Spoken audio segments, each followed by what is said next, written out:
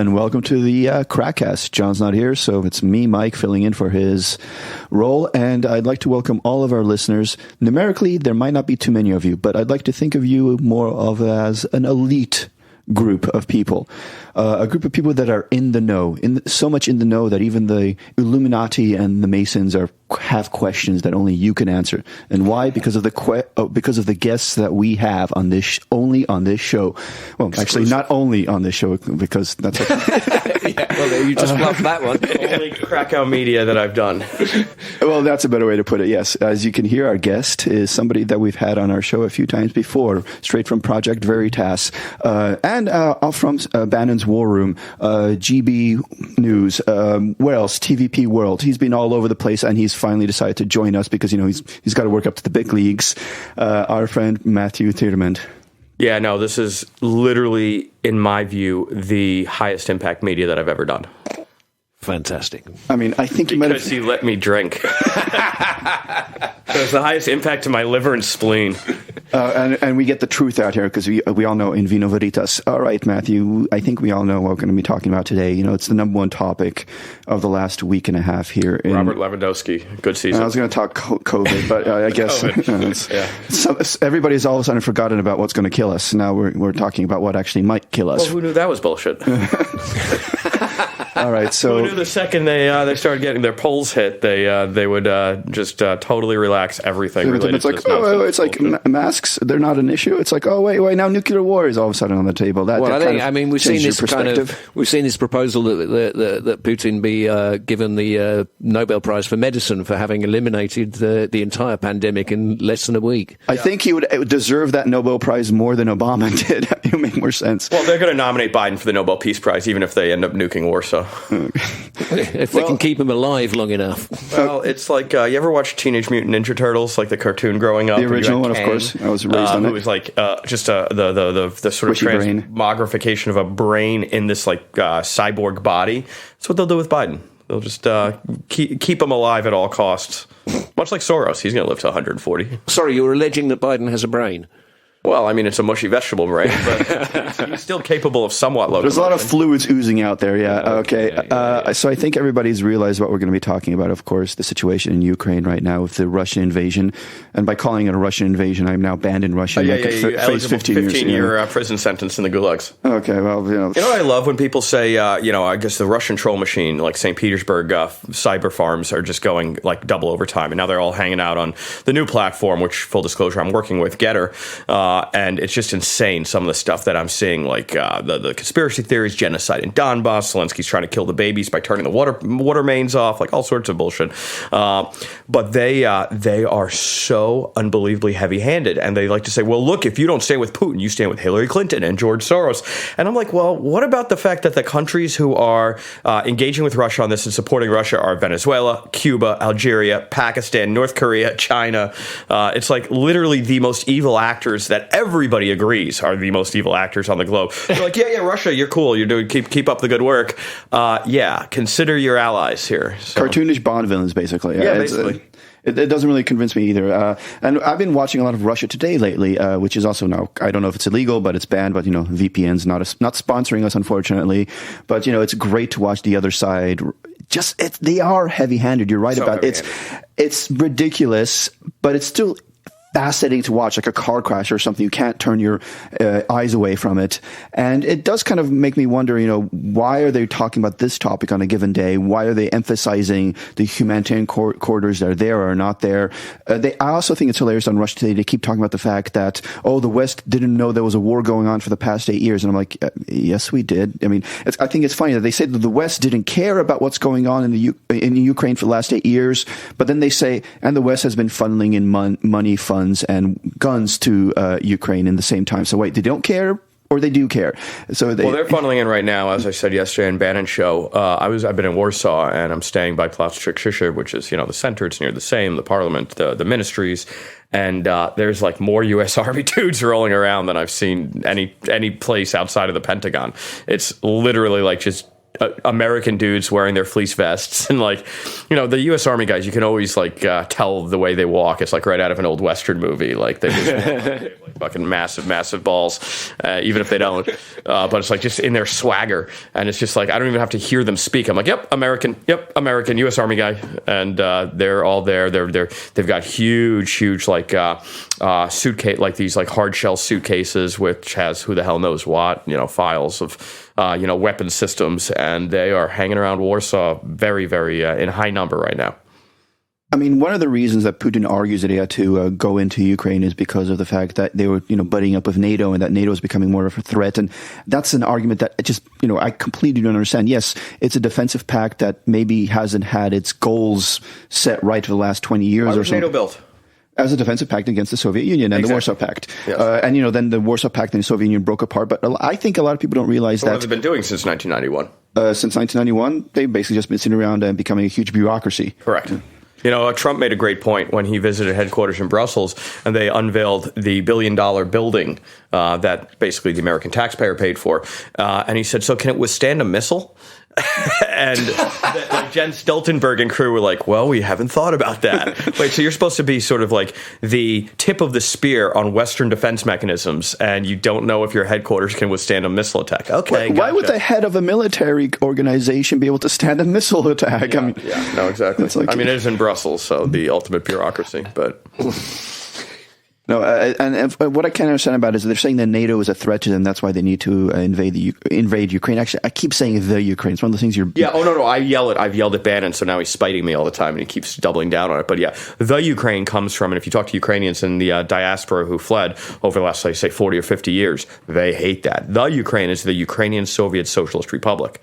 They fought to make sure to lose that. Yeah, and it's a kind of an archaic English. Because we used to have the Argentine and the Lebanon and the Gambia. But it's also phonetic because it starts with a U. It just flows that way. So that's why people lazily fall into it. But it really does annoy Ukrainians, as it should. I would be annoyed as well. And it's one of those things that I keep telling myself, don't say that, don't say that, don't say that, and then I say it. I never do. I'm very, very cognizant of it. And unfortunately, it's a word that doesn't pop up that much until recently. Now. So as a kid, you talked about Ukraine, and you would say the Ukraine, and I never really, Remember the Seinfeld episode when Kramer and Newman were in this like sort of long-term game of Risk, and they were on the subway, and Kramer turns to Newman and goes, I am going to take the Ukraine now, or something like this. And there was a Ukrainian on the train, and he got really upset, and he just upended their board game. But because Kramer was like, the Ukraine is weak. And this Ukraine guy with the full fur hat comes in, he's like, Ukraine not weak. Okay, that takes me back. Now we're going to all of a sudden have like soup Nazi and shrinkage references. Quite. Okay, not that I have. Somebody just sent me, tall people may have an elevated risk of colorectal cancer, so hence I'm safe. Thanks, Jason Miller. Okay. Well, we love you still that much anyway. But yeah, I know this whole situation, it's not even, I hate saying the word situation. We're talking about a war right now that could spread. I say conflagration. Yeah, that kind of it gives it the sort of escalated nomenclature that this is real deal shit, but you don't make a judgment call by using that word. I can go with international outrage, actually. Yeah, well, there is outrage, but I don't think that fully encapsulates the level of invasive forces and kinetic activity. Kinetic activity. That sounds like a sterile word. I'll be honest. I'm also one of those little people that are a little peeved with the online outrage. It's the same people that always put their profile pictures on topics that I don't necessarily agree with, that get angry about something. And I like the fact that the world is noticing this situation right now and is pointing the attention squarely at Russia for what it's doing. But I just don't trust them, because they'll get mad about something else in a week or two, or they get bored with this without realizing, no, these are long-term consequences, things that can have ramifications lasting for generations, while you're treating it just as a meme right now. And that's, I've talked with a lot of people about this. They're saying like, Mike, calm down. It's good that, everybody's finally unified. And I'm like, I hope they're truly unified and not just in a superficial sense in the way our, Western society has been for a while. And I've said this a lot in some interviews. This to me, for the first time in 20 years, since September 11th, that there is a feel of real right and left getting along. I was walking by the Russian embassy in Warsaw, and I saw the same lefty activists who were protesting the law changes on the judiciary in front of the Sejm, where they were lying on their backs, kicking their feet like toddlers. And then you got the same righties, Ruknarodovi people who in 2014 were throwing Molotov cocktails into the Russian embassy. That's when I renamed them Mokotov cocktails. So, I mean, like, right and left is getting together on this one, which is kind of interesting. But, when I filmed, I was in Platz TK Church in Warsaw, and there was some probably not all that spontaneous manifestation, a lot of students, saying we stand with Ukraine. And then there was, like, people in sort of the mid-tier level of this crowd holding, like, LGBT signs. And so I post some pictures and a video, and if some of the righties, some of the Russian trolls go, see, it's all about pro-LGBT. Two things can be right at the same time, just as two things can be wrong at the same time. And the whataboutism and false equivalences that are being created by those who are acting in bad faith or who are useful idiots and just stupid is really infuriating.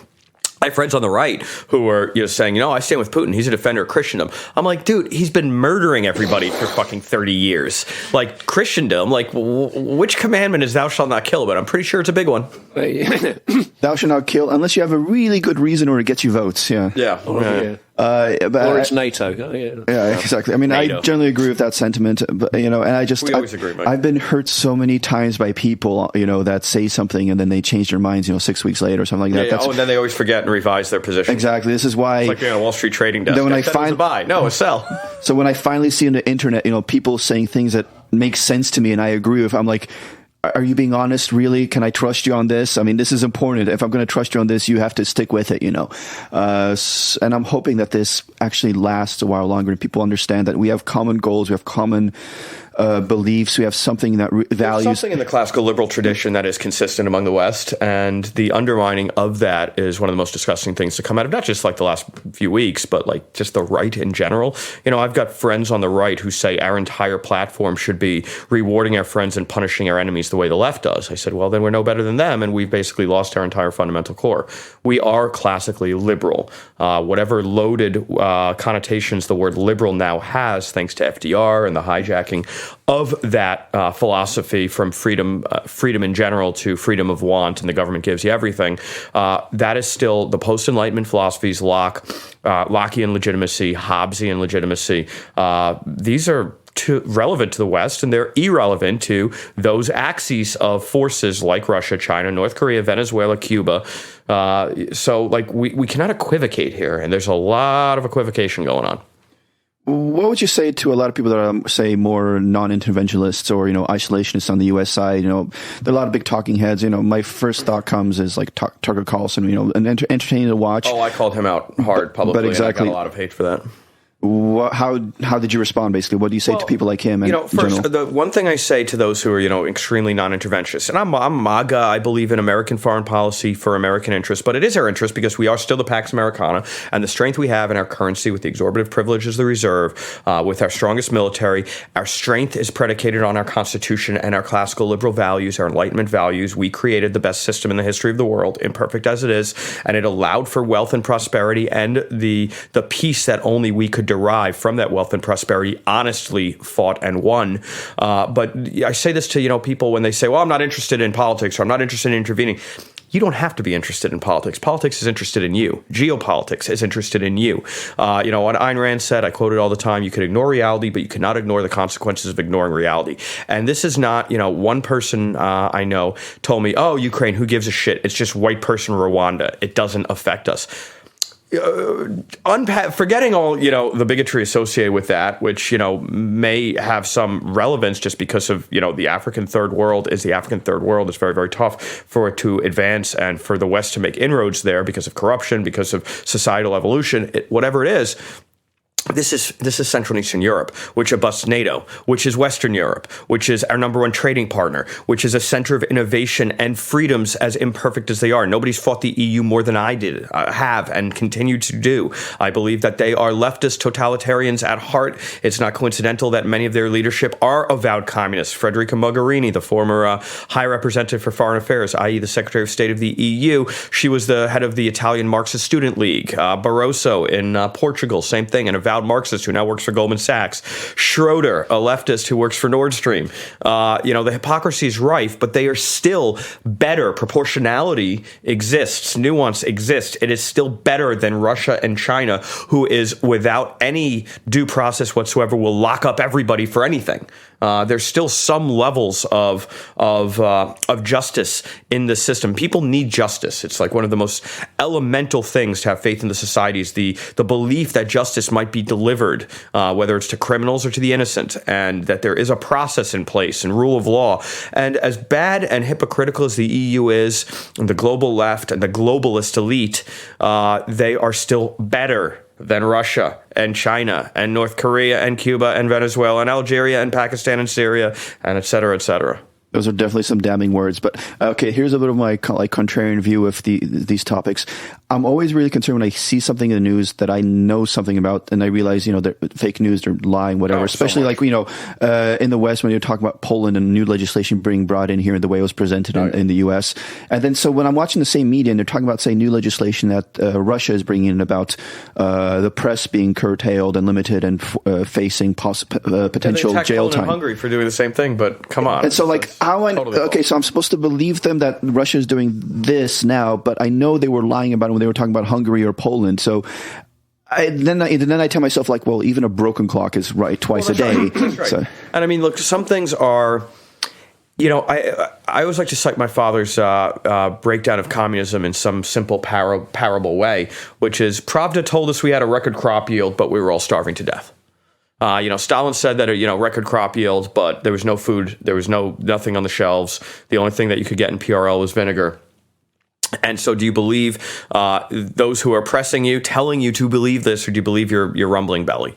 And you can see what Russia is. You do not need this through the lens of the BBC or RT on the different polarities. There's enough information that intelligent people who act in good faith, who come in without biases, can see empirically what these societies are.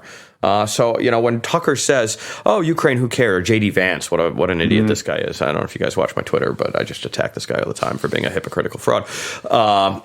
When they say, "Oh, it's Ukraine, who gives a shit? It's Russia anyway. Just take it." Well, I've been to Ukraine many, many times, and I know the Ukrainian people, and I know that in 2014 when they turfed out Yanukovych, whether it was catalyzed by the State Department in a color revolution or not, they wanted him out. They did not want a Belarusian Lukashenko in place. They saw him looting the country. He did not win honest elections. Yanukovych was a 14-year-old car thief who was in prison. This guy was a thug, Putin style, who was installed. So they turf him out. They elect Poroshenko. He was corrupt. They turf him out. They elect Zelensky. And now Russians are running out that he, works for Soros to rebuild the New World Order and is pushing all this, leftist globalism. Well, maybe he is pushing leftist globalism, but if I'm Ukraine, leftist globalism seems a hell of a lot more attractive than being back under the USSR jackboot, which is exactly what Putin's trying to rebuild. And starting with Ukraine, he tried in Georgia, but now he's going to go back to Georgia, and now Moldova probably in coming weeks. Do you think he really has the resources, though, to push through Ukraine and go further? People. He'll throw more people at the bullets, just like Stalin said. The West may have more bullets, but I got more people. But the argument here is Russia has gone through a demographic nightmare for the last 30 years. And I've heard arguments saying that the reason he's doing it now is because this is the last chance he can do it, demographically speaking. Not just demographically, but also his career. He's 70 years old. He knows. And this is, first of all, Obama, he invaded Georgia and was pushed back by Lech Kaczynski, igniting the global community. 14 under Obama, he takes down. So it was Georgia under Bush. Under Obama was the first move into Ukraine, where he carved off Luhansk and Donbass and Crimea, and obviously cemented those gains in recent weeks. And then under Trump, nothing. Now, I know for a fact, because I know Trump people, and so now Trump's actually talking about it, but it was cool when I just kind of knew it, when I had the inside knowledge. But he's talking about it openly, that he said to Xi and he said to Putin, if you make a move on Beijing, Taiwan, Beijing makes a move on Taiwan, Moscow makes a move on Ukraine further than what he inherited, then he will bomb Moscow, or he will bomb Beijing. And he said that respectively to these guys. And they didn't know. And as he said, all I had to be was 5 to 10% credible on this, and it was enough to dissuade, because America can. It's got the capacity. It's got the mechanisms. That kept them out. And, watching Afghanistan under Biden, watching the rest of Biden, watching the vegetable in chief just be the vegetable in chief. The resident of the White House, yeah. Watching the EU. Former vice president. Watching Germany, go in contravention of the European Union's sort of cohesive and harmonized policy goals in pursuit of Nord Stream 2 and cheap energy to buffer the German economy. He knew that now was his moment. He had means, motive, and opportunity, and power abhors a vacuum.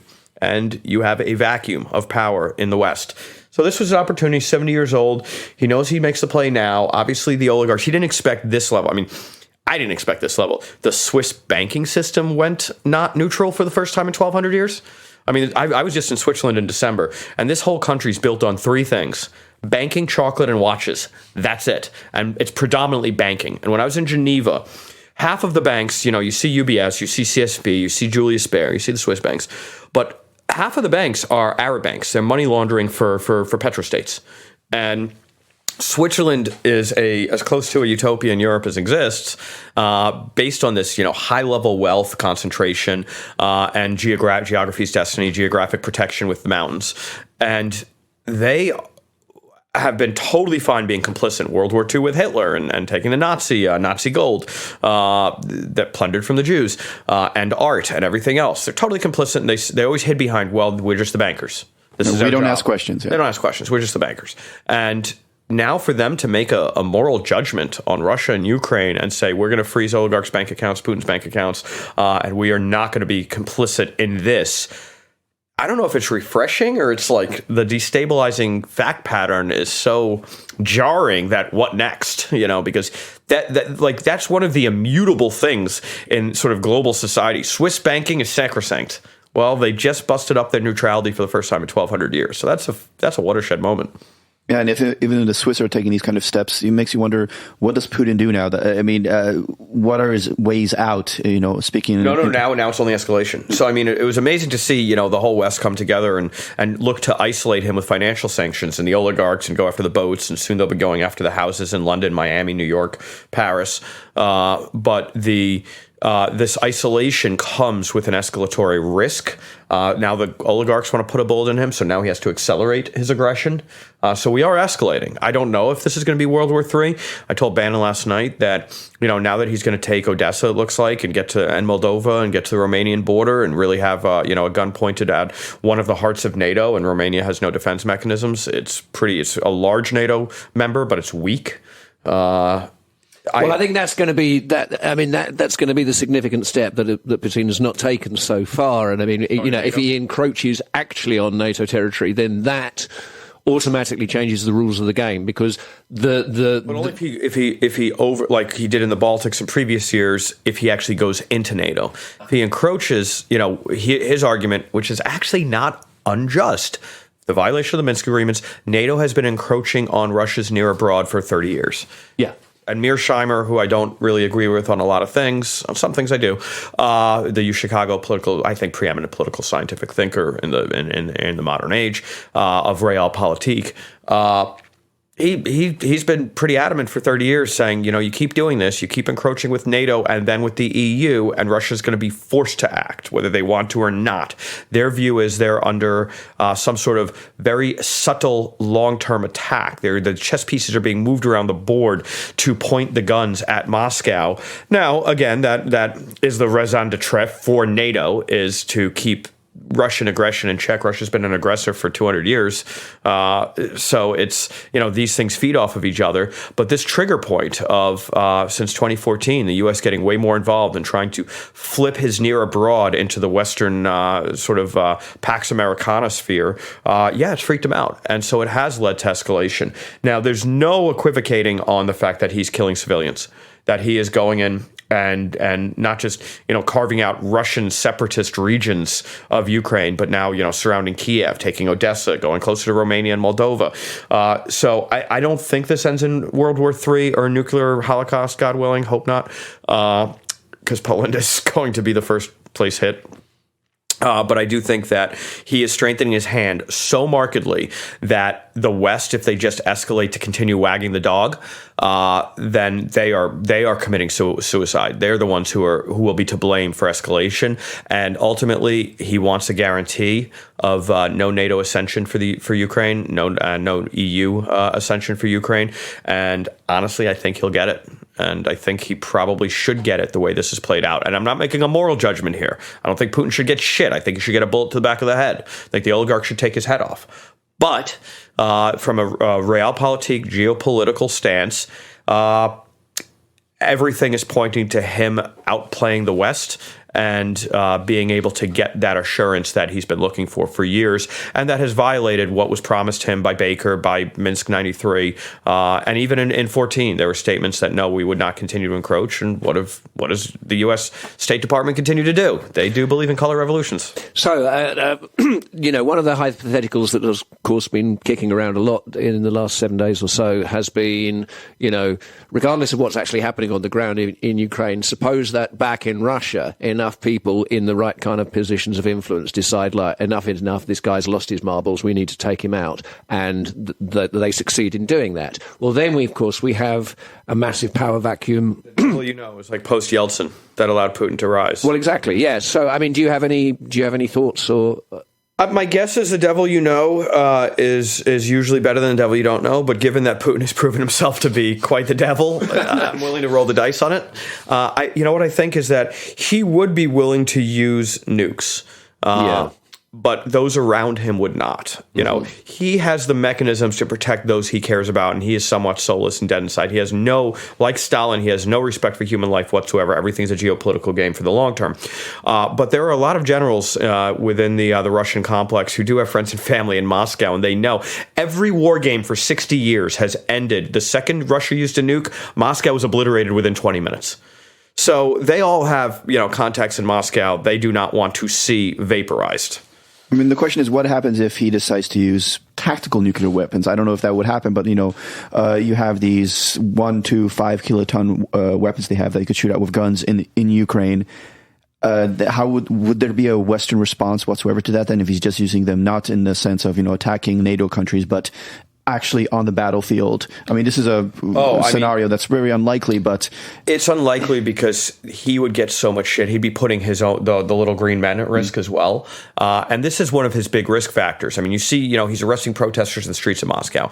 And Ukrainians, by the way, are treating the Russian captures because they know they're like 19-year-old conscripts. There are 3 types of fighters right now in Ukraine sent from Russia. There's 19-year-old conscripts who are lied to and told they're just going on a training exercise. And then they get there and they see they have to, go live fire against their Ukrainian cousins who they'd rather drink vodka with and talk football.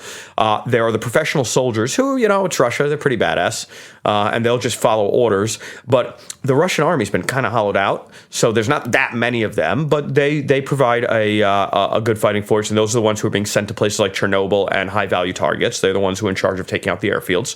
And then you've got the Chechens, who the Ukrainians have said, I saw one Ukrainian account from a friend of a friend that said, don't get caught alive by the Chechens because they carry knives and they will gut you for fun.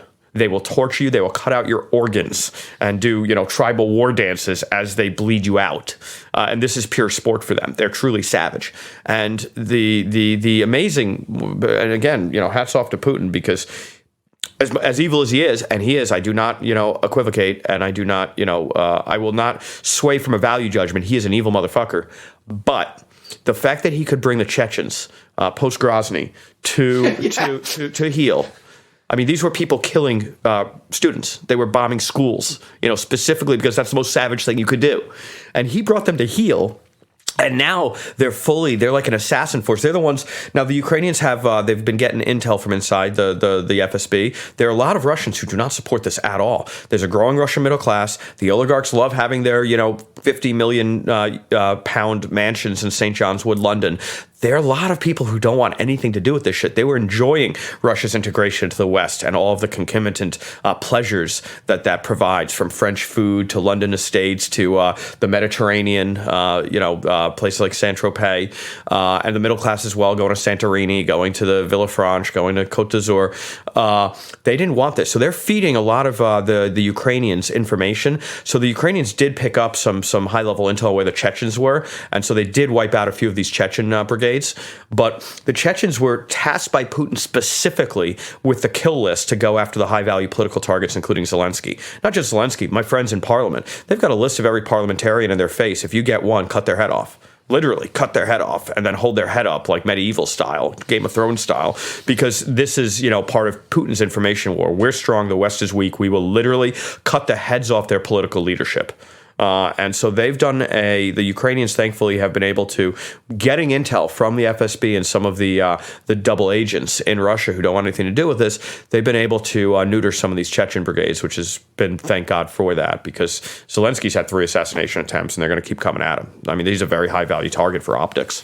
All right, let's maybe step back from the front line because that's pretty brutal. Let's talk about more what the response of Europe has been in the last couple of days, with the sanctions. Well, they're all wearing yellow and blue flags. Okay. Lapel pins. Okay, some of them were real things they brought in, like the sanctions. Like there was a lot of talk about how Germany seemed pretty apprehensive about bringing in sanctions, and Italy as well. And everybody was saying Hungary as well. Hungary was like, friends of Putin, but they kind of broke before Germany. It's not friends of Putin. It's realpolitik. Hungary's entire energy complex has been not only supplied by Russia but built by Russia. Same story apparently with Italy. 70% of its gas energy and the Balkans as well. Russia's got a very big foothold in the Balkans since the breakup of Yugoslavia, of the Yugoslav republics. They own the banks, they own the convenience stores, they own the auto dealerships. It's Russian banks and Russian equity capital that it really owns the Balkans.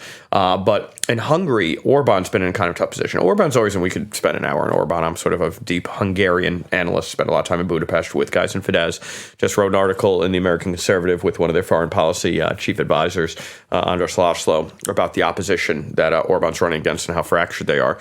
And Hungary is in a tough place, but Orban and Hungarian culture has masterfully played diplomacy, owing to their sort of little sister status in the Austro-Hungarian Empire to Vienna, to the Viennese court. But they've been able to, in the last 10 years, play Beijing, Moscow, Brussels and Strasbourg, Washington, Warsaw, and Tel Aviv, all like against each other in Hungary's interest, kind of talking out of both sides of their mouth, trying to please everyone, and just doing a really good job of it. That's diplomacy. It's, talking out of both sides of your mouth. And so Orban has been able to, carve out a stronger position for Hungary than the Hungarian economy and Hungarian demography and 9 million people would merit.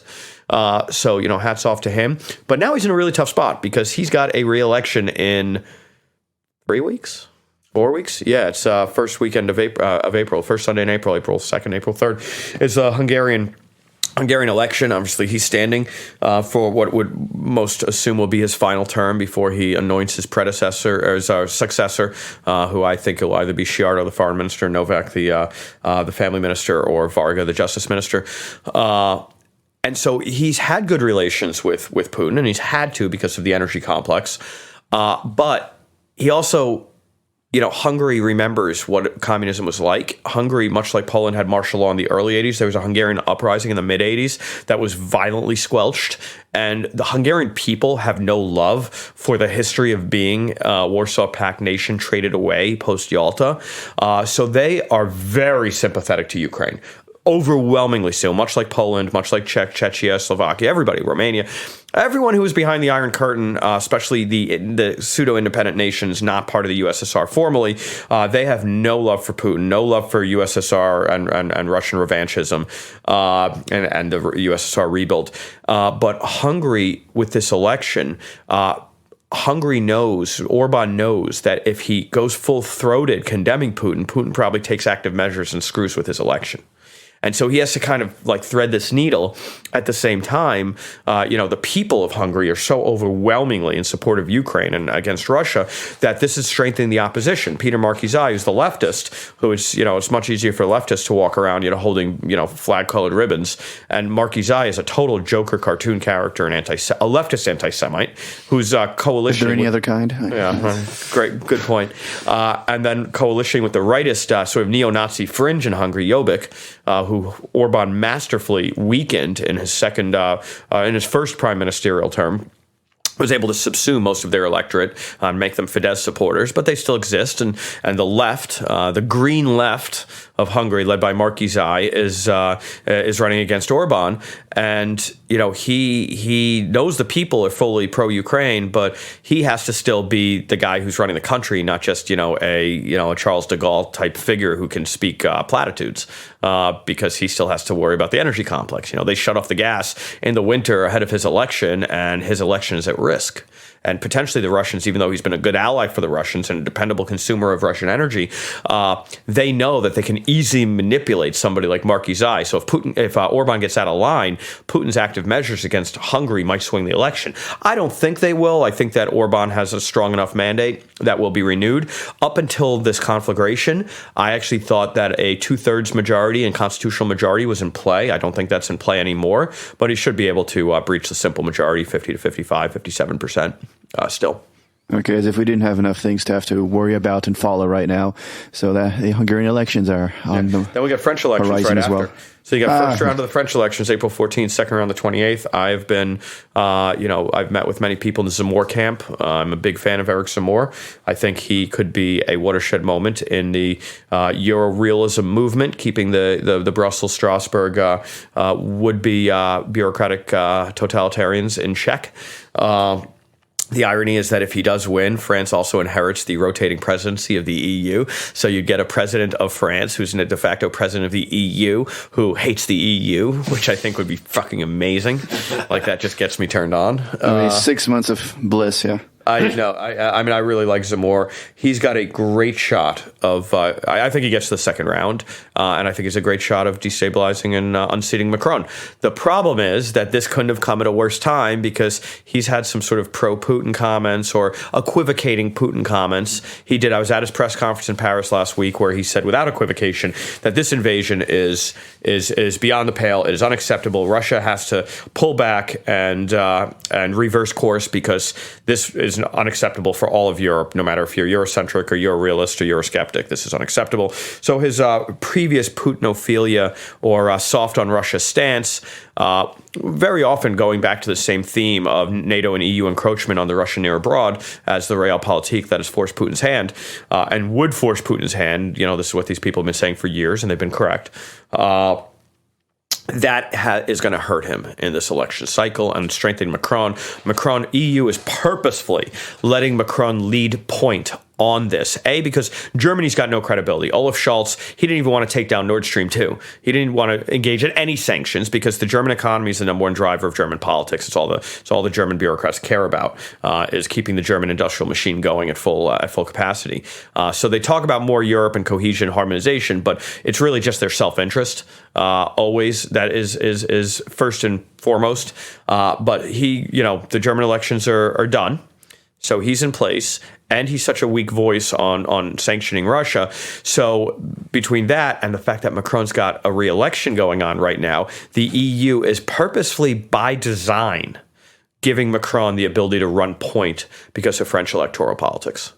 And he's doing very well out of it, isn't he, of course? He's gaining support. And by the way, he formally announced his re-election bid yesterday. Obviously, Which was the deadline, in fact. Yeah, it was the deadline. It was a foregone conclusion. He's the incumbent. But I'd heard some rumors that he was thinking about not standing again. And then when all of this blew up and he realized that he can make it to his advantage and he doesn't believe he's at risk. I mean, the guy hasn't campaigned at all. Right. He has not even been participating in the electoral cycle. And so yesterday he does a formal announcement against the deadline. And also yesterday what happened was Twitter took down Marine Le Pen's campaign people's accounts and Eric Zemmour's campaign people accounts. They took down Generation Z, which is the Zemmour youth group, which has high engagement. They suspended all of the Le Pen and Zemmour campaign proxies all at once on a Friday evening. For me, when it comes to Twitter, taking out certain actors and not others. I mean, for Christ's sakes, Putin or the president of the Russian Federation was on Twitter, days after invading Ukraine, when you had, Trump taken down for apparently saying some mean things during a rally, and that incited violence. Well, I think an invasion is a little bit more than just inciting violence. Oh yeah, no, it's violence. Okay, we've talked a little about the sanctions, on the European side. What about, the American side when it comes to sanctions? Biden, sorry. Wow, I think it's a bit of a Freudian slip there. Biden, supposed to be the leader of the free world, and he's like, come on, man, he's just kind of just showing up, and it's like he's leading from behind. I mean, basically that's what he was taught by the greatest president ever from a few election cycles back. What has the U.S. done now? When it comes to sanctions, even, it doesn't really matter, closing off airspace, how many Russian planes were flying over U.S. air anyway, but it's a symbolic measure that they were pretty slow with. Measure. It's by freezing airspace, especially over Ukraine. This would give, if the EU and NATO says, okay, we're going to freeze this airspace, then any flying into Ukraine airspace or on the NATO peripheral border, they can justify as an act of war to then say, well, we created a no-fly zone and you violated it, and now we have to take action. So it's an escalation move. But I wasn't talking about the no-fly zones. I mean, like closing off airspace, as in for commercial traffic, as in a way. You got 30,000 Russian tourists all over the world who can't get back to Russia. They should probably be happy about that. Yeah, I agree. But the question is, like, for instance, even the sanctions that Biden talked about, right at the beginning, before SWIFT was brought into conversation, but it was about blocking assets, blocking about the opportunity for the Russian government to take out loans. When I read into this, everything was only going to start taking place from the 1st of March, when this started, February 23rd. So we were still giving like a week for Russia to move its money around. Not to mention the fact that when SWIFT was finally brought into play, it wasn't all the banks, it was just some of the banks, not even Gazprom, not the big Gazprom's ones. Yeah. Financing arm. Well, the thing is, if they sanctioned them, and so they've sanctioned a lot, but they haven't sanctioned in totality. If they sanction Gazprom, Rosneft, then literally overnight, Italy, Hungary, Germany, Poland gets most of its energy. A lot. Yeah, and this region's. The lights would go out. Literally, we'd be in we'd go overnight into like 1680. The question is, we'd be operating by candlelight. Aren't we right now? We're fighting a war, indirectly with a country, but we're still financing them. And the problem is, like, I understand, like, okay, we'll be cut off from energy, but this is where it's headed anyway. We're just kind of like giving them more money to keep going, to keep the fight happening.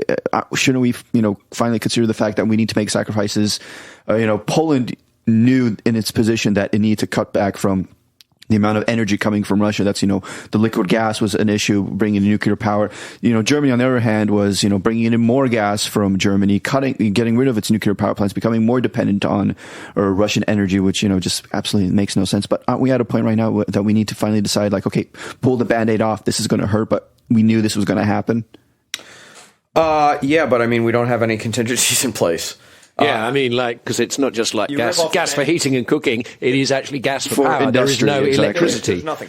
It's great. You pull the Band-Aid off, but if the Band-Aid's the only thing that's acting as a tourniquet to keep you from bleeding out, you pull it off, you bleed out. Who wins? You lose. And this is one of the great, geopolitical. But we've got all that green energy. Yeah, right. Moment of silence. Yeah. It's funny because it's painfully true. Yeah, well, look at the world under Trump. He unleashed the American oil complex and a nat gas complex. It enabled Poland to build the Świnoujście LNG offloading Baltic terminal, and that was right over the German border, perfectly geographically put to troll the Germans.